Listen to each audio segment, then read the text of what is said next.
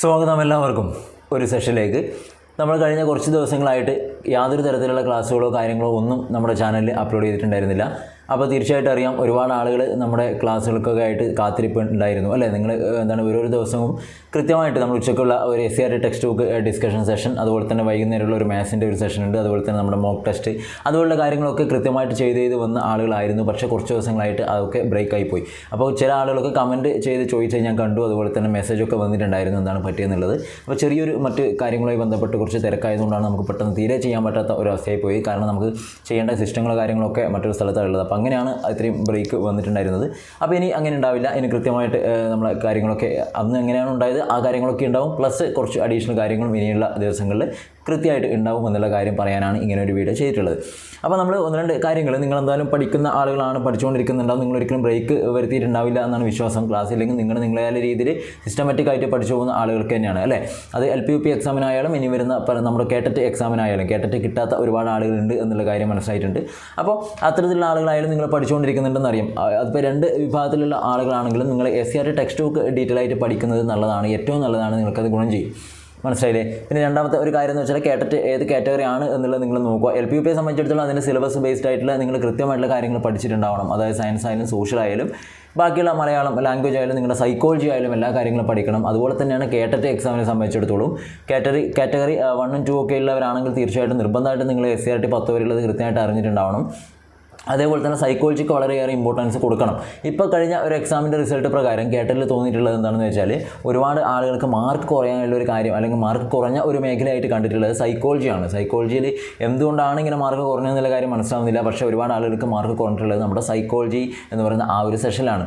Clear. അപ്പോൾ നിങ്ങൾ അങ്ങനെയുള്ള ആളുകൾക്ക് കൃത്യമായിട്ട് അതിൻ്റെ ഡീറ്റെയിൽ ആയിട്ട് ഒന്ന് പഠിക്കണം. അതിപ്പോൾ LP-UP എക്സാമിനെ സംബന്ധിച്ചിടത്തോളം ആയാലും നിങ്ങൾക്കറിയാം 20 മാർക്ക് നമുക്ക് സൈക്കോളജിയാണ് വരുന്നത് അല്ലേ. ഈ സൈക്കോളജി എന്ന് പറയുമ്പോൾ സൈക്കോളജി പെഡഗോഗി പ്ലസ് പിന്നെ നിങ്ങളുടെ ഫിലോസഫി എന്ന് വരുന്ന കുറച്ച് കാര്യങ്ങളൂടെ അവിടെ വരാനുണ്ട് എന്നുള്ള കാര്യം കൂടെ ഓർമ്മിപ്പിക്കുകയാണ്. അപ്പോൾ അത്തരത്തിലുള്ള കാര്യങ്ങളൊക്കെ ചെയ്യുമ്പോൾ നിങ്ങൾ ഡീറ്റെയിൽ ആയിട്ട് ആദ്യം എന്തായാലും സബ്ജക്റ്റ് പഠിക്കണം. അതിൽ പ്രധാനപ്പെട്ട കുറച്ച് കണ്ടന്റ് ഉണ്ട്, തിയറീസും കാര്യങ്ങളൊക്കെ നിങ്ങൾ കൃത്യമായിട്ട് പഠിച്ചാണ് പണ്ട് കോഴ്സൊക്കെ ചെയ്യുന്ന സമയത്ത്. അതുപോലുള്ള കാര്യങ്ങളൊക്കെ നിങ്ങൾ ഡീറ്റെയിൽ ആയിട്ട് എന്തായാലും പഠിച്ചിട്ടുണ്ടാവണം. എന്നിട്ട് മാത്രമേ നിങ്ങൾ എന്ത് ചെയ്യാൻ പാടുള്ളൂ, അഡ്വാൻസ് ആയിട്ടുള്ള ക്വസ്റ്റ്യൻസും കാര്യങ്ങളൊക്കെ ചെയ്യാൻ പാടുള്ളൂ. അതായത് ആദ്യം തന്നെ നിങ്ങൾ അഡ്വാൻസ് ആയിട്ടുള്ള ക്വസ്റ്റ്യൻ മാത്രം പഠിച്ചാൽ മതി എന്ന് വിചാരിച്ചുകൊണ്ടിരിക്കാൻ പാടില്ല. നിങ്ങൾ പഠിക്കണം, ടോപ്പിക്ക് കവർ ചെയ്തിട്ടുണ്ടാവണം. ആ ടോപ്പിക്കിനെ ബേസ് ചെയ്തുകൊണ്ട് വേണം പിന്നീട് നിങ്ങൾക്ക് എന്ത് ചെയ്യാം, പ്രാക്ടീസ് ചെയ്യുന്ന ക്വസ്റ്റ്യൻസ് ചെയ്യാൻ. എന്ന് വെച്ച് ക്വസ്റ്റ്യൻ ഇപ്പോൾ ചെയ്യേണ്ട എന്നുള്ളതല്ല, ചെയ്യണം. പക്ഷേ നമ്മുടെ ടോപ്പിക്കിന് നിങ്ങൾ ഒരിക്കലും ഇമ്പോർട്ടൻസ് കൊടുക്കാതിരിക്കരുത്. അത് നിർബന്ധമായിട്ട് നിങ്ങൾ പഠിച്ചിട്ടുണ്ടാവണം. അപ്പോൾ ഈ രണ്ട് എക്സാം ആയാലും കേട്ടറ്റ് എക്സാം ആയാലും LP-UP എക്സാം ആയാലും നിങ്ങൾ മനസ്സിലാക്കേണ്ട ഒരു കാര്യം എന്ന് വെച്ചാൽ നിങ്ങൾ എന്തായാലും ഇപ്പോൾ LP-UP എക്സാമിന് അപ്ലൈ ചെയ്ത ആളുകളാണെങ്കിൽ കേട്ടറ്റ് ഉറപ്പായിട്ടും ക്വാളിഫൈ ചെയ്ത ആളുകളായിരിക്കും. അത് കാറ്റഗറി 1 or 2 അല്ലെങ്കിൽ നിങ്ങൾ ഏതാണോ 3 ആണെങ്കിൽ നിങ്ങളത് കവർ ചെയ്ത് വരുന്ന ആളുകളാണ്. സൈക്കോളജിയുടെ ക്വസ്റ്റ്യൻ വെച്ച് നോക്കുമ്പോൾ നിങ്ങൾക്ക് മനസ്സിലായിട്ടുണ്ടാകും, സൈക്കോളജി നിങ്ങൾ കേട്ടറ്റ് എക്സാമിനുള്ള ക്വസ്റ്റ്യൻസ് പഠിച്ചവരാണെങ്കിൽ നിങ്ങൾക്ക് LP-UP എക്സാമിന് യാതൊരു തരത്തിലുള്ള ബുദ്ധിമുട്ടുണ്ടാവില്ല. അത് പഠിച്ചവരാണെന്നല്ല, ഇനിയും പഠിക്കണം അങ്ങനെയല്ല പറയുന്നത്, അവിടെ സ്റ്റോപ്പ് ചെയ്യാനല്ല പറയുന്നത്. എന്ന് പറഞ്ഞാൽ LP-UPക്ക് വരുന്ന ക്വസ്റ്റ്യൻസൊക്കെ അത്യാവശ്യം സിമ്പിളായിട്ട് തന്നെയാണ് വരിക. ഈ പറയുന്നത് ഒരിക്കലും നിങ്ങൾ ഇനി പഠിക്കേണ്ട ഈ ഒരു രീതിയിൽ പോയാൽ മതി എന്നുള്ളത് കാണിക്കാനല്ല ഞാൻ പറഞ്ഞു വരുന്നതാണ്. നിങ്ങൾ കേട്ടറ്റ് ക്വാളിഫൈ ചെയ്ത് വന്ന ആളുകളാണ്. അപ്പോൾ നിങ്ങൾക്ക് എന്തായാലും LP-UPയുടെ സൈക്കോളജിയും വളരെ ബുദ്ധിമുട്ടാണെന്ന് വിചാരിച്ചിരിക്കാൻ പാടില്ല. നിങ്ങൾക്ക് തീർച്ചയായിട്ടും പഠിക്കാൻ പറ്റും എന്നാണ് പറയുന്നത്. മനസ്സിലായില്ലേ. അതുപോലെ തന്നെ ഇപ്പോൾ LP-UP കേട്ടറ്റ് കിട്ടാത്ത ആളുകളെ സംബന്ധിച്ചിടത്തോളം നിങ്ങൾ എന്തായാലും അടുത്ത ഒരു എക്സാമിന് നിങ്ങൾ പഠിക്കണം. എന്തായാലും 2 എക്സാമിനാലും ഇമ്പോർട്ടൻ്റ് ആണ് നമ്മൾ ഈ പറയുന്ന എഡ്യൂക്കേഷൻ സൈക്കോളജി എന്ന് പറയുന്ന ഒരു കാര്യം. Okay, psychology psychology. അപ്പോൾ ഇത് കൃത്യമായിട്ട് പഠിക്കണം. ചില ആളുകൾ നമ്മുടെ ക്വസ്റ്റ്യൻ പേപ്പറും കാര്യങ്ങളൊക്കെ ആയിട്ട് അതിൽ മെസ്സേജൊക്കെ ചെയ്യുന്നുണ്ട്. അപ്പോൾ ഒരു ദിവസം ഞാൻ ചെക്ക് ചെയ്തപ്പോൾ കണ്ടത് ഫിസിയോളജി എന്നൊക്കെ പറയുന്നുണ്ട്. അപ്പോൾ ശരിക്കും ശ്രദ്ധിക്കണം. അത് നമ്മൾ സൈക്കോളജിയാണ് നമ്മൾ പഠിക്കുന്നത്, LP-UP എക്സാമിനൊക്കെ പഠിക്കുന്നതാണ്. അപ്പോൾ നമ്മൾ B.Ed ഒക്കെ കഴിഞ്ഞതാണ്. അപ്പോൾ അങ്ങനെ പറയാൻ പാടില്ല, സൈക്കോളജി സബ്ജക്റ്റാണ്. അപ്പോൾ നിങ്ങൾ അത് കൃത്യമായിട്ട് നിങ്ങൾ പഠിക്കുക. അതിൽ നിർബന്ധമായിട്ട് പഠിക്കേണ്ട ഒരുപാട് ടോപ്പിക്സും കാര്യങ്ങളൊക്കെ ഉണ്ടല്ലോ. അതൊക്കെ കഴിഞ്ഞിട്ടാണ് നമ്മൾ അഡ്വാൻസ് ആയിട്ടുള്ള മറ്റു കാര്യങ്ങളൊക്കെ പോകേണ്ടത്. അപ്പോൾ അതൊക്കെ നിങ്ങൾക്ക് വേണമെങ്കിൽ നിങ്ങൾ എല്ലാ സോഴ്സും ഉപയോഗിക്കുന്നവരാണ്. അതിൻ്റെ കൂടെ തന്നെ നമ്മുടെ പ്ലേലിസ്റ്റ് പോയി കഴിഞ്ഞാൽ, അത് ഒരുപാട് ആളുകൾക്ക് ഇപ്പോഴും അറിയാത്ത ഒരു ആളുകളുണ്ട്, പുതിയതായിട്ട് വന്ന ആളുകളുണ്ട്. പ്ലേലിസ്റ്റ് പോയി കഴിഞ്ഞാൽ നമ്മുടെ സൈക്കോളജി എന്ന് പറഞ്ഞുകൊണ്ട് അവിടെ ഒരു പ്ലേലിസ്റ്റ് നമ്മൾ ക്രിയേറ്റ് ചെയ്ത് വെച്ചിട്ടുണ്ട്. അതിൽ ഏകദേശം 75-ലധികം ടോപ്പിക് വൈസ് ക്ലാസ്സുകൾ ഇതിൽ കൊടുത്തിട്ടുണ്ട്. ഡീറ്റെയിൽ ആയിട്ടുള്ള ക്ലാസ്സുകൾ തന്നെയാണ്. ഓരോ ടോപ്പിക് എടുത്താലും അതിൽ കൃത്യമായിട്ട് അതിൻ്റെ ഹിസ്റ്ററി എന്താണ്, അതെങ്ങനെയാണ് വന്നത്, എന്തൊക്കെയാണ് അതിൽ അങ്ങനെ പറഞ്ഞു പോകുന്ന ക്ലാസ് തന്നെയാണ് നമ്മൾ മുന്നേ ചെയ്തിട്ടുള്ളത്. ക്ലിയർ. നമ്മൾ വീണ്ടും അതേ ക്ലാസ് തന്നെയാണ് റിപ്പീറ്റ് ചെയ്യേണ്ടത്. കാരണം അത് ഏതെങ്കിലും ഒരു പുസ്തകത്തിന് ബേസ് ചെയ്തുകൊണ്ട് പണ്ട് നമ്മൾ എടുത്തതല്ല, ഒന്നിലധികം സോഴ്സുകൾ യൂസ് ചെയ്തുകൊണ്ട് മാക്സിമം കിട്ടാവുന്ന പോയിന്റ്സൊക്കെ ഉൾപ്പെടുത്തിക്കൊണ്ട് ചെയ്തതാണ്. അതുകൊണ്ട് തന്നെ അതൊരു റെഫറൻസ് ആയിട്ട് യൂസ് ചെയ്യുന്ന ആളുകളുണ്ട്. അപ്പോൾ നിങ്ങൾക്ക് എന്ത് ചെയ്യാൻ പറ്റും, ആ രീതിയിൽ അത് കൃത്യമായിട്ട് ഡീറ്റെയിൽ ആയിട്ട് പഠിച്ചാൽ മതി. അത് പഠിച്ചിട്ട് തന്നെ അത് മാത്രം പഠിച്ചാൽ മതി എന്നൊരിക്കലും പറയില്ല, പക്ഷേ അത് പഠിക്കുക നിങ്ങൾ, അത് പഠിച്ചിട്ട് മാത്രം ബാക്കിയുള്ള കാര്യങ്ങളിലേക്ക് കടക്കുക. ഓക്കെ, അപ്പോൾ അത് നിങ്ങൾക്ക് ആദ്യം എന്ത് ചെയ്യാം, 1 2 3 അത് കൃത്യമായിട്ടുള്ള ഓർഡർ ഉണ്ട്. കണ്ടവരൊക്കെ ഉണ്ടാവും ചിലപ്പോൾ അല്ലേ, നിങ്ങൾ റെഫർ ചെയ്ത് വന്നവരും പഠിച്ചവരൊക്കെ ഉണ്ട്. അത് നമ്മൾ ഉണ്ട് അല്ലേ, എന്താണ് ക്ലാസ് 1 അതുപോലെ 2 അല്ലേ, അങ്ങനെ ഓർഡറിൽ തന്നെയാണ് പോകുന്നത്. നമ്പർ ഇട്ടിട്ട് കൃത്യമായിട്ടുള്ള ഓർഡറിലാണ് ആ ക്ലാസ്സുകൾ പോകുന്നത്. അതുകൊണ്ട് നിങ്ങൾക്ക് ഒരിക്കലും കൺഫ്യൂഷൻ വരില്ല എങ്ങനെയാണ് എഴുതാൻ ചെയ്യേണ്ടതെന്നുള്ളത്.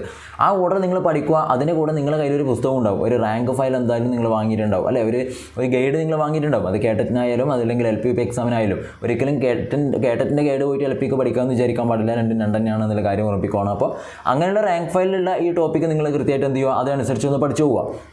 അപ്പോൾ അവിടെ നിങ്ങൾ വീഡിയോ കണ്ട് നോട്ട്സൊക്കെ തയ്യാറാക്കി നിങ്ങൾ പഠിക്കുന്നു, പ്ലസ് അതുമായി ബന്ധപ്പെട്ട് നിങ്ങൾ പുസ്തകമായിട്ട് പഠിക്കുന്നു അല്ലേ. ആ കാര്യങ്ങളൊക്കെ ചെയ്യുമ്പോൾ തന്നെ നിങ്ങൾ ഏകദേശം ആ ഒരു ടോപ്പിക്ക് തറവായി.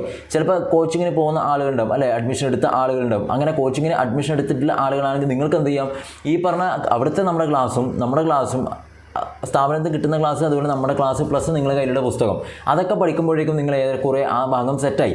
അങ്ങനെ ചെയ്തിട്ട് വേണം നിങ്ങൾ എന്ത് ചെയ്യാൻ, കൃത്യമായിട്ടുള്ള പ്രീവിയസ് ക്വസ്റ്റനും കാര്യങ്ങളും മോഡൽ ക്വസ്റ്റൻസും ഒക്കെ നിങ്ങൾ എന്ത് ചെയ്യാൻ വേണ്ടിയിട്ട് പ്രാക്ടീസ് ചെയ്ത് ശീലിക്കാൻ. ഓക്കെ, സ്റ്റാർട്ട് ചെയ്യാം.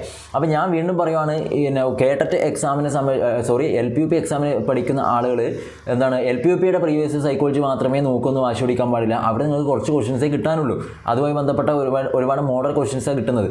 അപ്പോൾ നിങ്ങൾക്ക് എന്ത് ചെയ്യാൻ പറ്റും, കേട്ടറ്റ് എക്സാമിന് വരുന്ന എല്ലാ കാര്യങ്ങളും നിങ്ങൾ പഠിക്കണം. ആ വരുന്ന സൈക്കോളജി കംപ്ലീറ്റ് ക്വസ്റ്റൻ എല്ലാ കാറ്റഗറിയും നിങ്ങൾ പഠിക്കണം. ഓക്കെ, കാറ്റഗറി 3 പിന്നെ പോട്ടെ, ഇംഗ്ലീഷ് ആയതുകൊണ്ട് നമുക്ക് തൽക്കാലം ഒഴിവാക്കിയെന്ന് അത്യാവശ്യം ഹയർ ലെവലാണ്. പക്ഷേ 1 to 4 വരുന്ന എല്ലാ മലയാളം കിട്ടാവുന്ന എല്ലാ ക്വസ്റ്റനും നിങ്ങൾ പഠിക്കുക, ഓരോ ടോപ്പിക്കും കറക്റ്റായിട്ട് പഠിക്കുക ആ ക്വസ്റ്റ്യൻസൊക്കെ.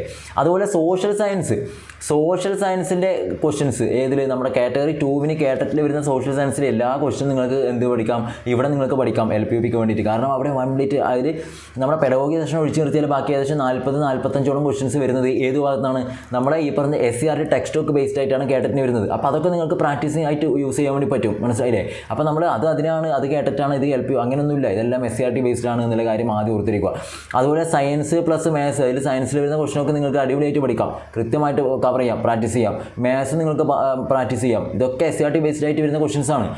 EVSൽ വരുന്ന ക്വസ്റ്റൻസ് നമുക്ക് ഉപയോഗിക്കാം, മനസ്സിലായി. ഇതൊന്നും സമയം കളയുന്ന പരിപാടിയല്ല, കാരണം ഇതൊക്കെ നമുക്ക് ഡീറ്റെയിൽ ആയിട്ട് പഠിക്കേണ്ടതാണ്, നമ്മുടെ ടോപ്പിക്കിലുള്ളതാണ്, SCRT ബേസ്ഡ് ആണ്. അപ്പോൾ രണ്ടും അങ്ങോട്ടും ഇങ്ങോട്ടും കണക്റ്റഡ് ആണ് എന്നുള്ള കാര്യം ഓർത്തിരിക്കുക. ഒരു സെൻറ്ററിൽ നിന്ന് എൻ്റെ ഒരു നമ്മളെ ഫോളോവേഴ്സാണെന്ന് തോന്നുന്നു ഒരാൾ മെസ്സേജ് ചെയ്തിട്ടുണ്ടായിരുന്നു. അവിടുന്ന് ഇതേ രീതിയിലാണ് അവരോട് പറഞ്ഞു കൊടുത്തിട്ടുണ്ടായിരുന്നത്. അതായത് നിങ്ങൾ കേട്ടറ്റ് എക്സാം, കാരണം കേട്ടറ്റ് പാസ്സായവരാണല്ലോ ഈ LPUP ഒക്കെ അപ്ലൈ ചെയ്ത് എക്സാം എഴുതാൻ പോകുന്നത്. അപ്പോൾ അതിൻ്റെ പ്രീവിയസ് ക്വസ്റ്റൻസ് ഒക്കെ നിങ്ങൾ നോക്കുന്നത് നല്ലതായിരിക്കും എന്നാണ് പറയുന്നത്. പക്ഷേ നേരെ പോയിട്ട് അതിൻ്റെ പിന്നെ മലയാളമൊന്നും അതിൻ്റെ അധികം നോക്കണ്ട, കാരണം അതിൽ നമ്മുടെ മലയാളത്തിന് ചെറിയൊരു ചേഞ്ച് ഉണ്ട്. പക്ഷേ അതിൽ കോംപ്രഹെൻഷൻ നിങ്ങൾ കണ്ടിട്ടുണ്ട്, ഒരു കഥ തന്നിട്ട് നമ്മൾ ഒരു പാട്ടും കവിതയിലും തന്നിട്ട് നമ്മൾ ക്വസ്റ്റൻ അറ്റൻഡ് ചെയ്യുന്നുണ്ടല്ലോ. അത്തരത്തിലുള്ള ക്വസ്റ്റൻ നിങ്ങൾ കവർ ചെയ്യണം നിർബന്ധമില്ല, പക്ഷേ ബാക്കിയൊക്കെ വരുന്നത് തന്നെയാണ്, നമ്മുടെ ശൈലികളായാലും പിന്നെ അത്തരത്തിലെ കാര്യങ്ങളൊക്കെ ഉണ്ടല്ലോ, അതൊക്കെ കൃത്യമായിട്ട് വരുന്നതാണ്. എന്ന് വെച്ചാൽ ഒന്നും നിങ്ങൾക്ക് എവിടെയും വേസ്റ്റ് ആവുന്നില്ല. എന്ന് വെച്ചാൽ എല്ലാവരും കേട്ടിട്ട് തന്നെ പോയിട്ട് പഠിക്കണമെന്നല്ല പറയുന്നത്. നിങ്ങൾക്ക് എന്ത് ചെയ്യാം, ഇതൊക്കെ യൂസ് ചെയ്യും. നിങ്ങൾ ആ ഒരു റിവിഷൻ ടൈം ഉണ്ടാവുമല്ലോ, ഒരു ടൈം നിങ്ങൾക്ക് നിശ്ചയ സമയം വെച്ചിട്ടുണ്ടാവുമല്ലോ, ആ ഒരു സമയത്ത് ഇതൊക്കെ നിങ്ങൾക്ക് കവർ ചെയ്യാൻ വേണ്ടി പറ്റും. ഓക്കെ, അപ്പോൾ LPUPയെ സംബന്ധിച്ചിടത്തോളം നിങ്ങൾ ടെക്സ്റ്റ് ബുക്ക് ബേസ്ഡ് പഠിക്കുമ്പോൾ തന്നെ ടെക്സ്റ്റിൽ വരുന്ന ഓരോ ടോപ്പിക്കിൻ്റെയും അഡ്വാൻസ് കാര്യങ്ങൾ നിങ്ങളുടെ റാങ്ക് ഫയൽ ഉണ്ടാവും, അത് പഠിക്കണം.